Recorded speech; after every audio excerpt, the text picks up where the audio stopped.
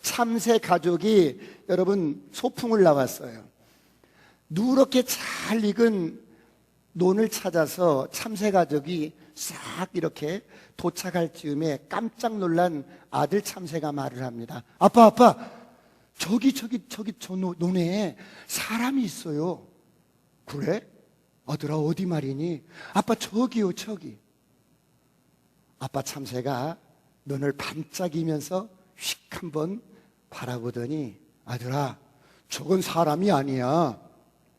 아빠, 사람이 아니라고요? 저건 사람이 아니란다. 왠 줄 아니? 자세히 보거라. 손에 핸드폰이 없어. 옆 사람과 인사합니다. 아싸, 꿈 같은 일이 일어납니다. 지금 시대를 포노 사피엔스 시대라고 합니다. 요즘 성장하는 사업이나 뜨는 기업들 뒤에는 포노들이 있다고 합니다.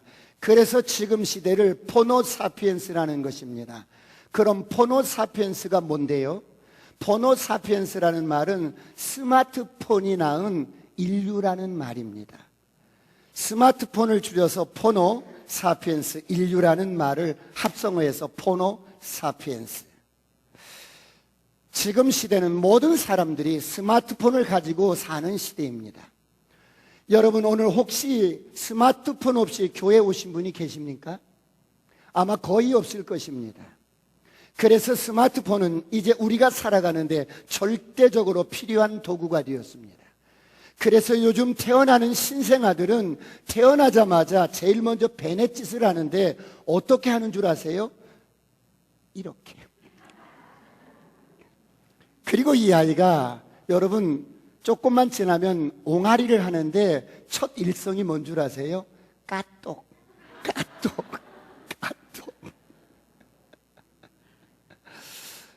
이제 포노 사피엔스라는 스마트폰이 낳은 신인류 시대가 되었습니다. 그런데 항상 역사는 우리에게 교훈을 줍니다. 시대 변화를 반발해서 방관을 하거나 적대시하거나 우리끼리만 잘하면 되지라는 식으로 대처했다가는 항상 뒤떨어지게 됩니다. 우리는 그동안 스마트폰의 부작용을 줄이는데 급급한 사이 벌써 다른 나라, 다른 사람들은 스마트폰의 혁신적인 기능을 이용해서 새로운 문명, 새로운 사업을 창출해 나갑니다. 어떤 사람은 스마트 스토어, 스마트폰으로 가게를 열어서 온라인 판매를 시작해서 개인과 사업을 성공시켜 나갑니다. 지금은 스마트폰을 통하여 자신이 원하는 정보는 언제든지 선택해서 볼 수 있는 시대가 되었어요. 그런가 하면 백과사전, 모든 지식을 이제 스마트폰으로 언제든지 습득할 수 있는 인류가 되었습니다. 여러분, 이제 새로운 정보가 발생하면 이 정보가 하루 만에 30억 명에게 전해질 수 있는 시스템을 가진 포노 사피엔스 시대가 되었습니다. 이것이 스마트폰이 낳은 신인류 시대의 정의입니다. 우리는 우리 아이들의 손에서 스마트폰을 빼앗고 못쓰게 하는 사이에 어떤 사람은 스마트폰의 혁신적인 이런 기능을 이용해서 비즈니스를 하기도 하고 모든 일들을 쉽게 편리하게 처리를 합니다. 비근한해로 우리 50대, 60대, 70대, 80대 이런 어르신들은 그동안 은행 업무를 어떻게 해왔습니까? 30년, 40년, 50년 농협이나 은행에 직접 가서 송금을 해왔습니다. 그런데 지금은 스마트폰의 앱을 통해서 돈을 그냥 즉시로 스마트폰에서 송금할 수 있어요. 단 한 번의 이런 편리함을 경험하면 그동안 수십 년 동안 은행을 다녔던 습관이 우리 뇌에서 거짓말처럼 지워져 버립니다. 야, 이렇게 편리하구나. 이제 스마트폰으로 모든 일처리를 하는 시대가 되었습니다. 이런 시대를 포노 사피엔스 시대라고 합니다. 이것은 인류가 가야 할 정해진 길입니다. 이제 스마트폰은 사람에게 없어서는 안 되는 가장 필요한 도구가 되었습니다. 우리나라 방탄소년이 영국과 미국의 빌보드 차트에서 1위로 등극하게 된 것도 모두 스마트폰으로 소통했기 때문입니다. 사랑하는 성도 여러분, 인류가 급격한 이런 변화를 겪을 때마다 우리는 늘 같은 경험을 합니다. 산업혁명이 일어날 때마다 늘 기존의 산업들이, 기존의 인식들이 엄청나게 반발을 해왔습니다. 우리 조선이 망한 이유도 거대하고 강력한 신문명이 도래했다는 것을 우리만 모르고 있었어요. 우리끼리만 잘하면 된다는 생각으로 쇄국 정책을 썼습니다. 반면에 우리보다 조금 앞서서 신문명을 받아들였던 일본은 아시아의 패권국이 될 수 있었습니다. 지금은 세계 최고의 선진국이 되었습니다.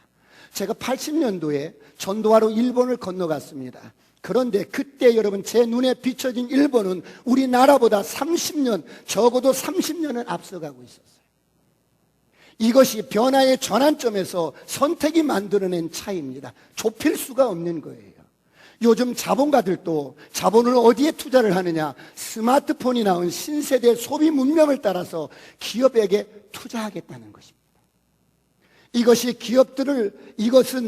기업들은 생각하고 여러분 기업의 중요한 전략 수립을 이런 방향으로 삼아야 할 것입니다. 기업만 그럴까요? 개인도 마찬가지입니다. 지금은 포노 사피엔스 시대의 사람들입니다. 그러므로 저와 여러분은 스마트폰 시대에 살고 있습니다. 요즘 성공하는 기업들에는 반드시 이런 포노 사피엔스가 막대한 영향을 미치고 있어요. 요즘 성공하는 인생을 보면 여러분 그 뒤에는 이렇게 막대한 스마트폰을 이용한 마케팅과 소통이 엄청난 영향을 미치고 있다는 것입니다. 그렇다면 이런 시대에 여러분 우리 기성세대들은 익숙하지 않지만 여러분 이런 스마트폰 시대가 되었습니다. 이런 시대에 오늘 저와 여러분은 그리스도인들은 삶의 태도는 어떻게 해야 할까요? 첫째로 존중하는 삶을 살아야 합니다. 존중하는 삶을 사시길 축원합니다. 아무리 기기 문명이 발달을 해도 여러분 포노 사피엔스 시대가 왔어도 사람은 존중받아야 합니다. 할렐루야. 먼저 하나님을 존중하시길 축원합니다. 사람을 존중히 여기시길 축원합니다. 사람을 존중히 여기는 삶을 사는 것 여러분 그 결과로 하나님이 우리를 높이십니다. 저와 여러분이 존중하는 삶을 살면 하나님이 우리를 존귀케 합니다. 오늘 이런 은혜가 있기를 축원합니다. 옆 사람과 인사합니다. 아싸 꿈같은 일이 일어납니다. 그러므로 오늘 성경은 말씀합니다. 사무엘상 2장 30절을 다 같이 오늘 본문을 합독하겠습니다. 다 같이 시작. 그러므로 이스라엘의 하나님 나 여호와가 말하노라. 내가 전에 내 집과 내 조상의 집이 내 앞에 영원히 행하리라 하였으나 이제 나 여호와가 말하노니 결단코 그렇게 하지 아니하리라. 나를 존중히 여기는 자를 내가 존중히 여기고 나를 멸시하는 자를 내가 경멸하리라.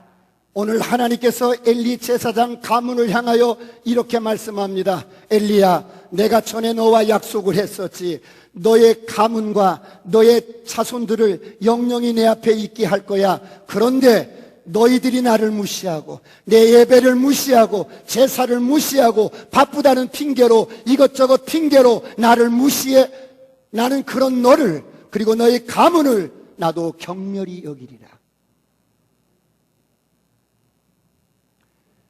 하나님은 인격의 하나님이십니다. 할렐루야. 그러므로 존중하는 삶을 사시길 축원합니다. 위로는 하나님을 존중하고 여러분 옆으로는 사람을 존중히 여기시길 축원합니다. 옆 사람과 인사합니다. 존중히 여깁니다.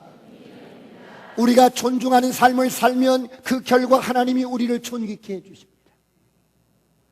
우리가 존중하는 삶을 살면 하나님이 우리를 높여주십니다. 오늘 이런 은혜가 있기를 축원합니다. 사랑하는 성도 여러분, 사람이 존귀케 되는 삶은 그냥 되어지는 것이 아닙니다. 우리가 존중하는 삶을 산 결과로 하나님이 우리를 존귀케 하고 하나님이 우리를 높여주시고 할렐루야. 존중하는 삶을 사시길 축원합니다. 어떤 경우든지 하나님을 존중하고 사람을 존중하시길 축원합니다. 존중하는 삶의 태도는 거듭난 그리스도인의 영적인 태도이기 때문입니다. 예수 믿고 거듭난 저와 여러분은 새로운 피조물입니다. 우리의 본성 안에 이미 하나님의 생명이 있습니다. 하나님과 똑같은 생명, 똑같은 능력, 똑같은 권세, 똑같은 사랑이 우리 안에 있습니다. 이런 영적인 본성이 우리 삶을 통해서 나타나는 태도가 무엇입니까? 바로 존중하는 삶이라는 거예요. 세상에 어줍지 않은 돈푼께나 있다고 사람을 무시하지 마세요. 세상에 여러분 내가 스펙 좀 있다고 사람을 무시하면 안 된다는 거예요. 가진 게 없고 여러분 비천해도 사람을 존중히 여기는 저와 여러분이 되시길 축원합니다. 옆 사람과 하이파이브 합니다. 아싸, 꿈 같은 일이 일어납니다. 그렇다면 존중하는 삶을 사는 저와 여러분이 가져야 할 삶의 태도는 첫째로 정직한 삶입니다. 우리가 어릴 때부터 부모로부터 정직을 배웁니다. 학교에서 정직을 배웁니다. 세상에서 정직한 것이 좋다고 배웁니다. 정직하게 살아야 한다고 배웁니다. 그런데 세상을 살다 보니까 정직해서 손해보는 경우가 많은 것을 경험합니다. 그래서 우리 자신이 정직이라는 덕목을 지켜내는 것이 쉽지 않습니다. 왜 그렇습니까? 세상이 어둡기 때문입니다. 세상이 죄와 사망의 여러분 법이 지배하기 때문에 그렇습니다. 그럼에도 불구하고 정직하게 사시길 축원합니다. 하나님 앞에 정직하게 사시길 축원합니다. 사람 앞에 정직하게 사시길 축원합니다. 사랑하는 성도 여러분, 오늘 여러분은 어떻습니까? 미국에서 백만장자로 성공한 사람들이 있었습니다. 백만장자의 수많은 사람들을 연구한 교수가 있었습니다. 저들은 어떻게 저렇게 인생을 성공할 수 있었고 백만장자가 될 수 있었을까? 저들은 학교 다닐 때 학점이 좋았을까? 저들은 어떤 집에서 살까? 저들은 어떤 차를 타고 다닐까? 저들은 혹시 백만장자가 된 것이 부모로부터 유산을 상속받아서 그렇게 되지 않았나? 여러분, 연구한 사람이 있었습니다. 그런데 이 찰스 스탠리 교수가 다 연구를 해봤어요. 백만장자를 만나서 인터뷰를 했어요. 당신이 이렇게 백만장자가 될 수 있었던 성공의 비결이 뭡니까? 그러면 무엇입니다 말을 하면 그것을 딱 모두 다 여러분 조사해서 리서치를 딱 해서 순위를 정해봤더니 1위부터 30위가 딱 나오는 거예요. 그런데 그들이 백만장자가 될 수 있었던 가장 큰 이유들을 가장 많은 대로 순위를 매겨봤더니 공동 1위가 나왔어요. 두 가지가 있는데 공동 1위가 나왔는데 첫 번째는 정직이었어요. 그들이 백만장자가 될 수 있었던 것은 부모로부터 유산을 물려받았던 것이 아니라 그들은 여러분 정직했던 것입니다. 삶에 있어서 정직했던 것입니다. 옆 사람과 인사합니다. 정직하게 삽시다. 시작. 그렇다면 왜 우리가 정직하게 살아야 합니까? 정직한 사람은 위기 때 빛을 납니다. 정직한 기업은 위기 때 빛이 납니다. 정직한 사람은 위기 때 빛이 납니다. 지금 왜 여러분 대학생들이 촛불을 들고 시위를 합니까?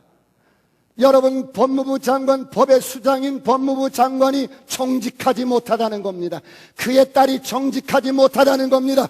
법은 만인 앞에 공평한 것인데 그런 법을 집행하는 법의 수장이 공평하지 못하고 여러분 정직하지 못하다는 거예요. 그러므로 정직은 존중하는 삶의 영적인 태도입니다. 하나님 앞에서 정직한 저와 여러분이 되시길 축원합니다. 사람 앞에서 정직한 저와 여러분이 되시길 축원합니다. 옆 사람과 인사합니다. 아싸, 꿈 같은 일이 일어납니다. 두 번째로 예수 믿는 저와 여러분이 존중하는 삶의 태도 가운데 첫 번째는 정직이었습니다. 두 번째는 진리입니다.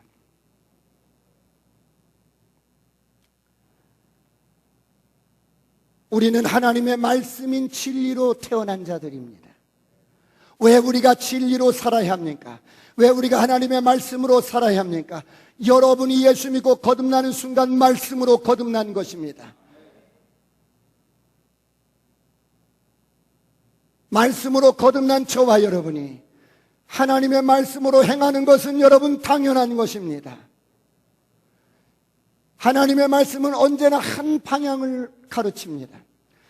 하나님의 말씀은 하늘에서 뜻이 여러분 정해진 것처럼 이 땅에서도 하나님의 말씀으로 거듭난 저와 여러분이 말씀으로 사는 것입니다. 진리는 상황 따라 변하지 않습니다. 사람은 환경 따라 상황 따라 변해도 하나님의 말씀은 변할 수 없습니다. 예를 들어 하나님은 오늘 여러분에게 용서하라고 말씀합니다. 그러면 우리의 한계는 항상 이렇게 정해 놓습니다. 이 정도까지는 내가 봐줄 수 있어. 이 정도까지는 용서해 줄 수 있는데 그 이상은 안 돼. 절대로 용서 못해. 이렇게 우리가 한계를 정해 놓습니다. 그러나 말씀은 그러지 않습니다. 말씀은 어떠하든지, 네가 어떤 피해를 입었든지, 네가 어떤 배신을 당했든지, 네가 어떻게 자존심이 무너졌든지, 네가 어떻게 짓밟혔든지, 네가 어떤 무시를 당했든지, 너에게 무슨 말로 행동으로 상처를 주었든지 상관없어. 너의 감정이 아니라, 너의 생각이 아니라 용서하라는 거예요. 할렐루야. 용서하시길 축원합니다. 사랑도 마찬가지입니다. 사랑하라 그러면 사랑하는 거예요. 왜 이렇게 복잡합니까? 말씀이 사랑하라 하면 사랑하는 거예요. 옆 사람과 인사합니다. 사랑하는 거예요. 시작. 사랑하는 거예요.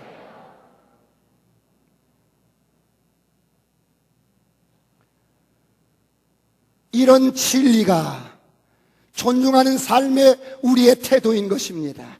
존중하는 삶의 우리 영적인 태도인 것입니다. 그러므로 진리는 여러분 영적인 실제인 것입니다. 그렇다면 이런 진리 없이 내 마음대로 살고 싶어요, 내 마음대로 살고 싶다고요, 내 마음이 원하는 대로 살고 싶다고요, 이렇게 사는 것은 존중하는 태도가 아니라는 겁니다. 왜요? 하나님의 계시가 없으면, 하나님의 비전이 없으면 그 인생은 방자한 인생이 되는 거예요.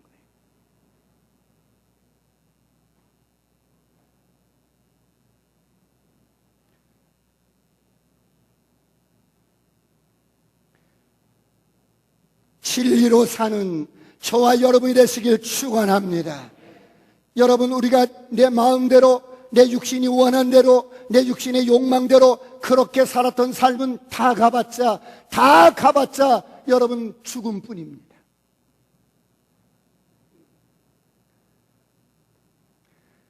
진리로 사는 저와 여러분이 되시길 축원합니다.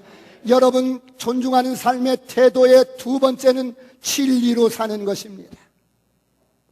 어떤 상황 속에서든지 어떤 환경 속에서든지 진리로 사는 저와 여러분이 되시길 축원합니다. 사랑하라 그러면 사랑하는 거예요. 그냥 우리는 이유가 많을 수 있어요. 이 사람은 어때서 사랑 못하고, 이 사람은 어때서 그렇고, 이 사람은 어때서. 너 천만에 여러분 내 생각이 어떠고 감정이 어떠고 이런 것이 중요한 게 아니라 하나님의 말씀이 중요합니다. 그러므로 존중하는 삶은 하나님의 말씀으로 사는 우리의 삶의 태도가 존중하는 삶의 두 번째 태도입니다. 말씀으로 사시길 축원합니다. 그러면 꼭 용서하는 것, 사랑하는 것, 이런 것만 진리로 살아야 할까요? 아니요. 여러분, 언제나 진리는 그리스도 안에서 영적인 실제입니다. 그러므로 베드로전서 2장 24절을 보시겠습니다. 다 같이 한번 합독합니다. 시작. 친히 나무에 달려 그 몸으로 우리 죄를 담당하셨으니 이는 우리로 죄에 대하여 죽고 의에 대하여 살게 하려 하심이라. 그가 채찍에 맞음으로 너희는 나음을 얻었나니. 예수님이 친히 나무에 달려 여러분 그 몸으로 우리의 죄를 담당하신 목적은 이제는 죄에 대해서 죽고 의에 대해서 살게 하려 하는데, 그가 채찍에 맞음으로 너희는 나음을 얻었나니. 할렐루야. 여러분, 이 말씀은 그리스도 안에서 실제입니다. 이 말씀은 이미 이루어진 말씀입니다. 할렐루야. 이 말씀은 이미 실현된 말씀이에요. 그러므로 선포합니다. 여러분이 예수 밖에 있었을 때는 몰라도 예수 안에 들어오는 순간 치유가 되었습니다. 이 말씀이 그것을 말씀하는 것입니다. 여러분 선포합니다. 어둠은 떠나갈지어다. 저주는 떠나갈지어다. 가난도 떠나갈지어다. 모든 질병도 떠나갈지어다. 공황장애 떠나갈지어다. 조현증 떠나갈지어다. 왜 우리가 진리로 살아야 합니까? 진리는 영적인 실제이기 때문입니다. 저를 따라합니다. 나는 치유되었습니다. 나는 치유되었습니다. 치유받기 위해서 고백하는 것이 아닙니다. 이미 치유되었기 때문에 고백하는 것입니다. 이미 치유되었기 때문에 선포하는 것입니다. 이미 치유되었기 때문에 믿음으로 취하는 것입니다. 오늘 이런 은혜가 있기를 축원합니다. 예수 믿고 거듭났을 때 이미 예수님께서 이루신 모든 것들이 우리 것이 되었습니다. 치유는 이미 과거에 일어났습니다. 예수님이 십자가에 달리실 때 이미 모든 질병을 담당하셨어요. 이것은 이미 이루어진 사실입니다. 이것을 알기 때문에 믿음으로 선포하는 겁니다. 여러분, 모든 죄에서 해방된 것, 질병에서 해방된 것 여러분의 것으로 취하시길 축원합니다. 그러므로 진리는 언제나 한 방향입니다. 진리로 살아가는 저와 여러분이 되시길 축원합니다. 존중하는 삶의 태도는 세 번째, 성실입니다. 사람이 무슨 일을 하든지 성실해야 합니다. 남편은 아내에게 성실하고 아내는 남편에게 성실하고 모든 관계 속에서 성실해야 합니다. 왜요? 우리 아버지가 우리에 대해서 성실하신 분입니다. 여러분이 허물 일이 많고 여러분이 죄가 많고 여러분이 매일 넘어져도 하나님이 우리를 향한 그 자비는, 그 여러분 긍휼은 성실하십니다. 에레미야 3장 22절 23절을 보겠습니다. 다 같이 한번 합독합니다. 시작. 여호와의 인자와 긍휼이 무궁하심으로 우리가 진멸되지 아니함이니이다. 이것들이 아침마다 새로우니 주의 성실하심이 크시도다. 우리를 향하신 하나님의 자비하심이 성실하신 거예요.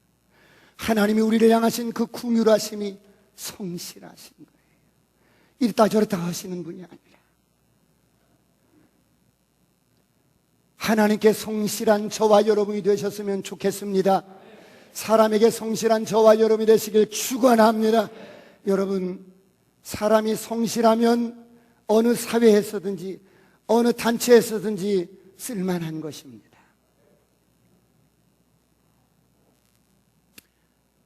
저희 일부 예배 때 휠체어를 타고 나오시는 성도님이 계십니다. 그런데 이분이 내가 매주마다 단 5분이라도 매주마다 여러분 이렇게 관계를 하고 교제를 해요. 뒤쪽에서 말입니다. 오늘은 성경을 어디까지 읽었냐고 했더니 여러분 한 주에 이렇게 읽는 분량이 있어요. 구약을 다 읽고 구약을 읽을 때는 목사님 무서웠어요. 그런데 신약을 이번 주에 읽었어요. 그런데 목사님 이해가 되지 않는 게 있었어요. 뭔데요? 먼저 된 자가 나중되고 나중된 자가 먼저 된다는데 이거 도무지 이해를 할 수가 없어요. 영적인 세계에서는 내가 모태신앙일지라도 여러분 나중될 수가 있습니다.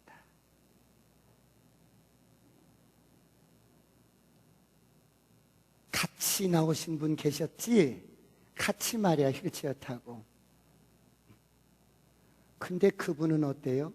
지금 우리 임 선생님이 매주마다 매일매일 성경을 이렇게 분량을 정해놓고 읽고 오고 생각하고 그러니까 이미 영적인 면에 있어서는 그 사람이 전도에서 나왔지만 그 사람이랑 같이 나왔지만 그 사람이 훨씬 먼저 믿었지만 임 선생님이 훨씬 더 영적으로 이제는 먼저 된 자가 되는 거야. 그래요?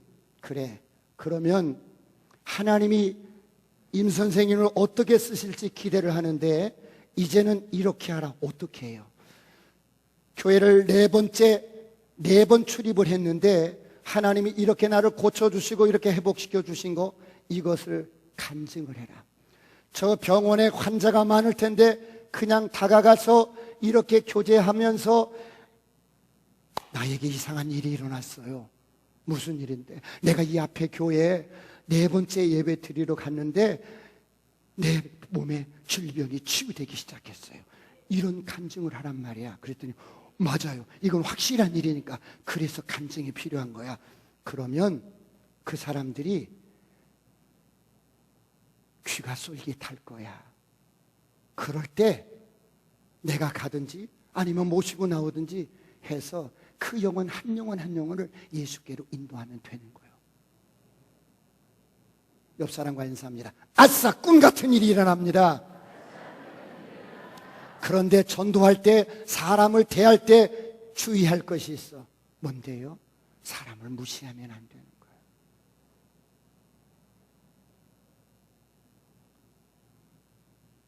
제가 하나님 앞에 은혜를 받고 하나님 가장 기뻐하시는 일이 뭘까? 신발 정리도 해보고, 여러분 성가대도 서보고, 교사도 해보고, 하나님이 정말 가장 기뻐하시는 일, 열심히 누가 보든 않든 청소도 하고 다 하나님이 기뻐하시는 일인데, 그래, 이 놀라운 생명, 이 엄청난 생명, 죽어도 사는 이 생명, 이것이 진리라면 이 생명을 전해야지. 그리고 여러분 복음을 전하기 시작했어요. 사람이 있는 곳에 득달같이 달려가서 복음을 전했어요. 기회만 되면 여러분 복음을 전했어요. 그런데 여러분 저의 모습을 보고 사람들이 어떤 때는 따라 나오고 이렇게 따라 나옵니다. 그런데 만약에 내가 사람들을 무시하고 사람들을 내가 정말 무시하면 사람들이 나를 따라오겠어요? 사람들이 예수를 믿겠어요? 너나 잘하세요. 너나 잘 믿어요.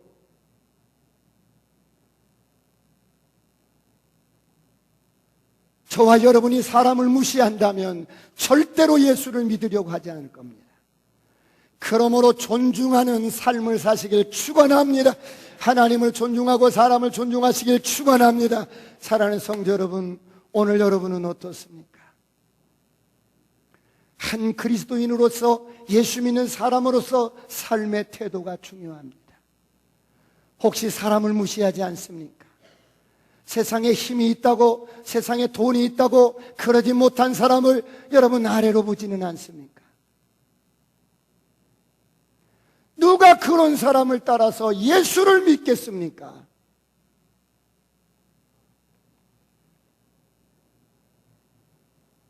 예수 믿는 저와 여러분은 신분 고하를 막론하고 정말 존중하는 저와 여러분이 되시길 축원합니다. 세상에서 짓밟히고, 세상에서 인정받지 못하고, 세상에서 꺾어진 갈대처럼 꺼져가는 심지처럼 소망 없이 살아가는 사람이 교회 와서 존중을 받지 못한다면 여러분 어떻게 하나님을 만날 수가 있겠습니까? 목사님, 저는 목사님 이전에 목사님이 예수 믿는 한 사람으로서 목사님을 보니 참 삶이 아름답습니다. 제가 목사님을 만날 때마다 예수를 믿고 싶어집니다. 기업에 코칭했던 과장 한 분이 저를 만날 때마다 그러는 거예요. 그런데 양가가 극심한 불교입니다. 목사님 조금만 기다려 주십시오. 당신을 만나면 내 자존감이 살아납니다. 당신을 만나면 내가 열등감에서 걸어 나옵니다. 당신을 만나면 내가 힘을 얻습니다. 할렐루야! 그래서 너무 멀찍이서 보지 말고 더 가까이 오십시오. 더 가까이 와서 나의 삶을 보십시오. 나는 다 보여줄 수 있습니다.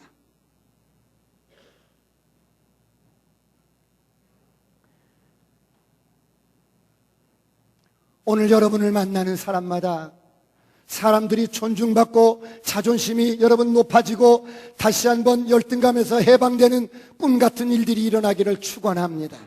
그러므로 베드로전서 2장 9절은 이렇게 말씀합니다. 다 같이 합독합니다. 베드로전서 2장 9절 시작. 그러나 너희는 택하신 족속이요 왕같은 제사장들이요 거룩한 나라요 그의 소유가 된 백성이니 이는 너희를 어두운 데서 불러내어 그의 기이한 빛에 들어가게 하시니에 아름다운 덕을 선포하게 하려 하심이라. 하나님이 저와 여러분을 부르셨고 택하셨고 왕같은 제사장으로 삼으셨고 거룩한 나라요 하나님의 소유된 백성으로 삼으신 저와 여러분은 어둠에서 여러분 불러내서 그의 기이한 영광스러운 빛에 들어가게 하신 그 하나님이 왜 이렇게 우리를 소중히 여기시고 부르셨을까요? 그의 아름다운 덕을 선전케 하려고. 하나님이 우리를 존중히 여기셨던 것처럼 우리 또한 그 하나님의 인격을 가지고 존중히 여기며 살 수 있도록. 할렐루야. 그래서 우리를 이 땅에 두신 것입니다. 옆 사람과 인사합니다. 아싸, 꿈 같은 일이 일어납니다. 예수님께서 십자가를 보십시오. 그분께서 십자가에 달려 돌아가시면서도 그분은 육신의 고통 가운데서도 영혼은 기뻐하셨습니다. 우리의 모든 죄와 저주를 담당하시면서도 여러분 육체는 지극한 고통 속에 여러분 신음하였지만 그의 영혼은 기뻐하셨습니다. 왜요? 이사야서 53장 10절에 보니까 그 씨를 보게 되며 그 날은 길 것이요. 이사야서 53장 10절을 다 같이 봅니다. 주님께서 이렇게 다 같이 시작. 여호와께서 그에게 상함을 받게 하시기를 원하사 질고를 당하게 하셨은즉 그의 영혼을 속건제물로 드리기에 이르면 그가 씨를 보게 되며 그의 날은 길 것이요 또 그의 손으로 여호와께서 기뻐하시는 뜻을 성취하리로다. 그가 씨를 보게 되며, 여러분 예수님 하나님의 씨가 누굽니까? 우리입니다. 우리를 통해서 그의 날이 길 것이며, 이제 저와 여러분을 통해서 이 땅에 예수님이 우리를 존중하셨던 것, 예수님이 하나님을 존중하셨던 것, 이런 삶을 우리를 통해서 여러분 나타내게 하시기 위해서 옆 사람과 인사합니다. 내가 보통 사람이 아닙니다. 그러므로 이제 예수님의 몸된 교회인 저와 여러분이 그 일을 감당해야 합니다. 바로 존중하는 삶을 사시길 축원합니다. 그렇다면 우리 안에 있는 생명이 나타나면 어떻게 될까요? 우리 안에 있는 복음의 능력이 나타나면 어떻게 나타날까요? 우리 안에 주신 그 권세가 나타나면 어떻게 나타날까요? 우리 안에 있는 하나님의 사랑이 나타나면 어떻게 나타날까요? 바로 존중하는 삶으로 나타나는 것입니다. 이런 은혜가 있기를 축원합니다. 옆 사람과 인사합니다. 아싸, 꿈 같은 일이 일어납니다. 말씀을 마무리하겠습니다. 성공하는 사람은 성공하는 습관이 있습니다. 성공하는 사람은 성공하는 습관이 있는데 그 가운데 하나가 감사요 소통을 잘한다고 합니다. 여러분, 사람은 감사를 하면 이게 여러분 소통하는 언어인 거야. 모든 일에 감사하고, 여러분 가정의 대수사, 여러분 큰일을 치르고 나면 정말 감사하십시오.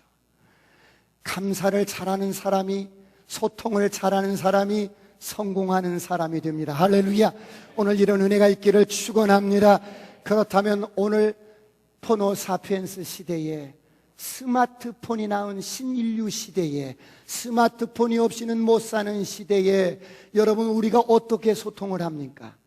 저와 여러분이 가장 많이 사용하는 소통하는 도구가 뭐예요?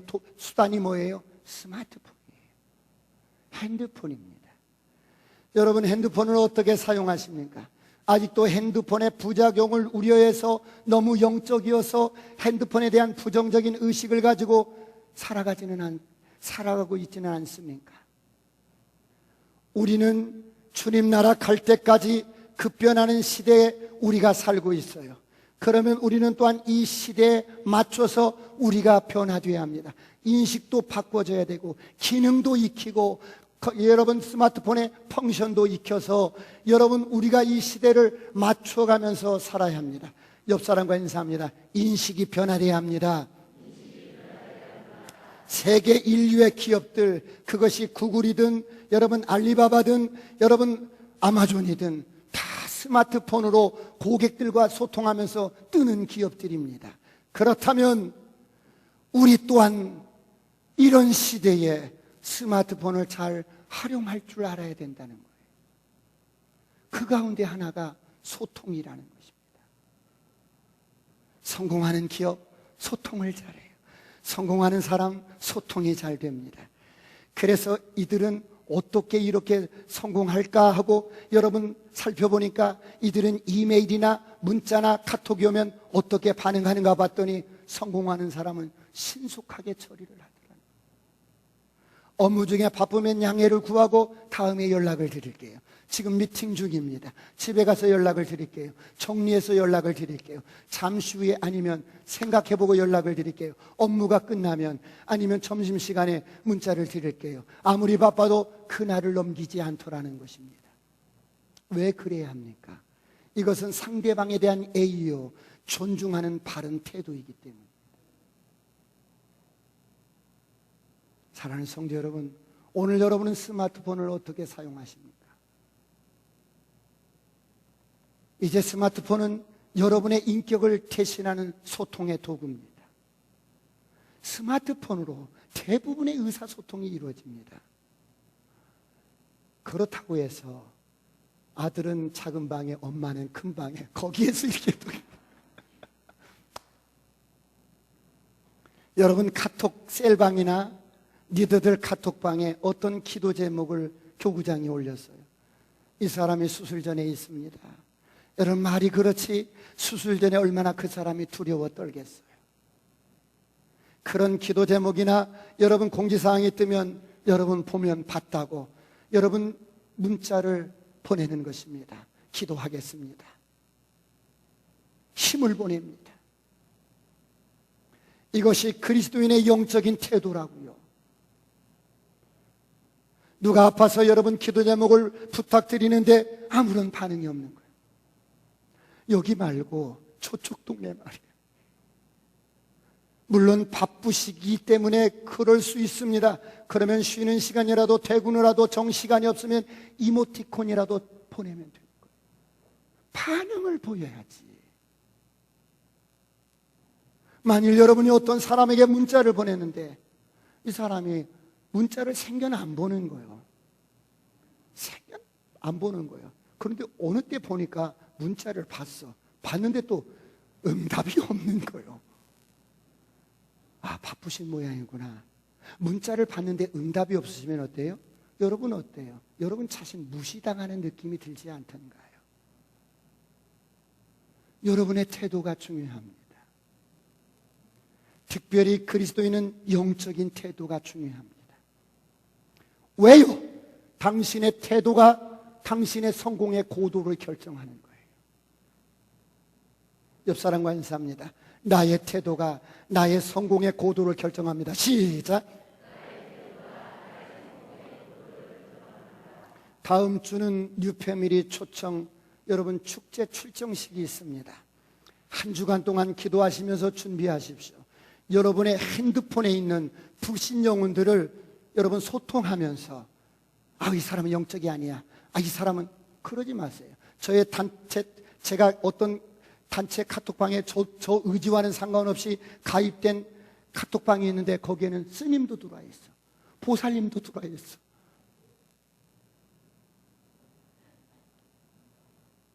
그런 대상자들을 다 여러분 하나하나 이름 적고 폰번호 적고 해서 뉴패밀리 초청잔치 때 여러분 초청 대상자로 여러분들이 딱 선정해서 교회 제출해 주시고 여러분이 그들과 함께 소통을 하면서 차도 마시고 그리고 초청주일에 초청해 주시길 주의 이름으로 축원합니다.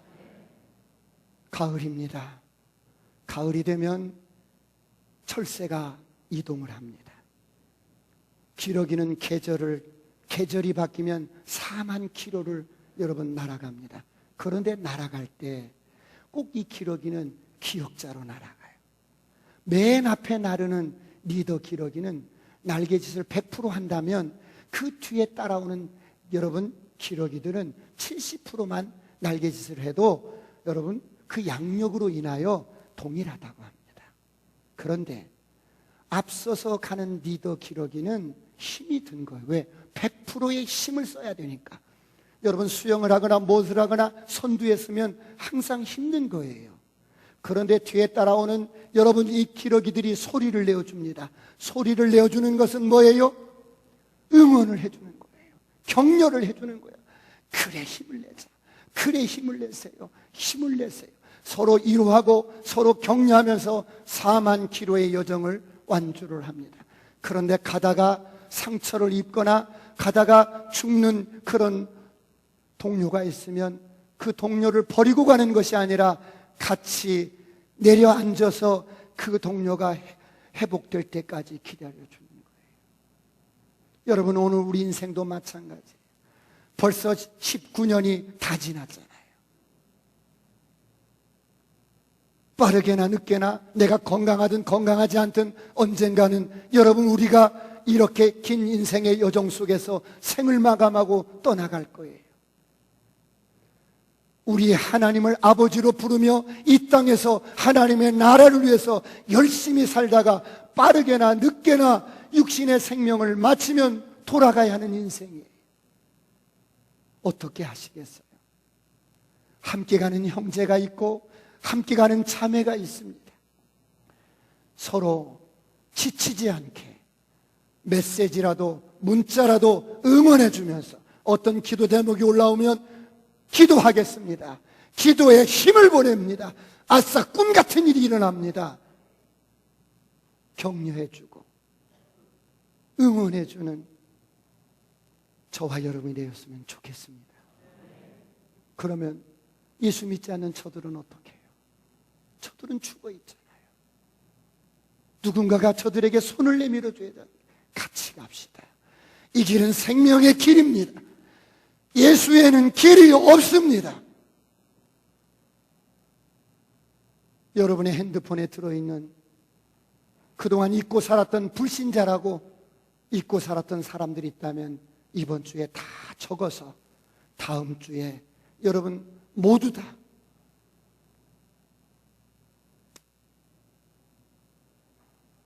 그들을 위해서 기도하고 소통해서 패밀리 초청잔치 때 초대하는 저와 여러분이 되시길 축원합니다. 기도하시겠습니다.